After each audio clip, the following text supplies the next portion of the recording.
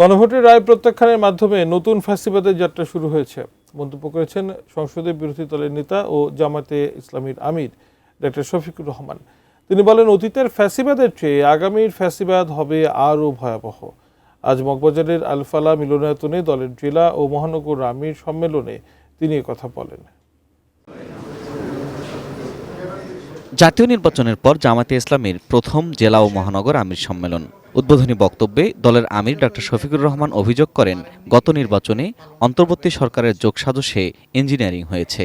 সত্যকে মিথ্যার প্রলেপনে অন্ধকারে ফেলে রাখা যায় না, সত্যের আলো বের হয়ে আসে। এটি বের হয়ে এসেছে।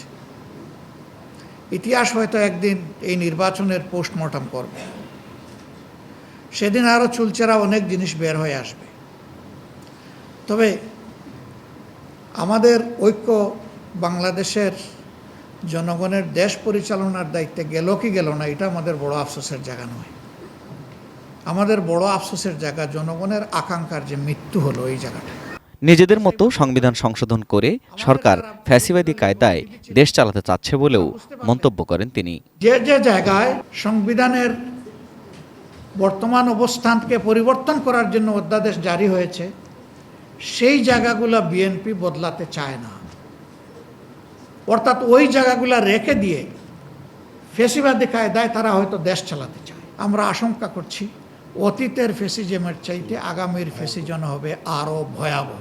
যেদিন গণভোটের গণরায়কে অস্বীকার করা হয়েছে, সেদিন থেকে এই নতুন ফ্যাসিজমের যাত্রা শুরু হয়েছে। দেশের এই ক্রান্তিকালে জ্বালানি তেল সহ যে কোনো তথ্য লুকোচুরি না করতে সরকারের প্রতি আহ্বান জানান জামায়াতে ইসলামীর আমির। ভাই, এগুলো তো সব আপনাদের সৃষ্টি না, এটা গ্লোবাল প্রবলেমের কারণে তৈরি হয়েছে। আমরা বুঝি না এগুলা, আমরা তো মানুষ, আমরা খোলা মনেই তো সবাই মিলে চাই যে সমাধান বের হয়ে আসুক। আমরা এখনো আহ্বান জানাবো সংসদের বাইরে আসুন, খোলা মনে আলোচনা করে জাতীয় সংকট উত্তরণে আমরা একসাথে কাজ করি। বিরোধী দল নেতা আশা করেন, সরকারের কোনো ষড়যন্ত্রই গণভোটের রায় বাস্তবায়নকে ব্যাহত করতে পারবে না। আমরা দৃঢ় আস্থাশীল, জনগণের সব দাবি আদায় হবে ইনশাআল্লাহ।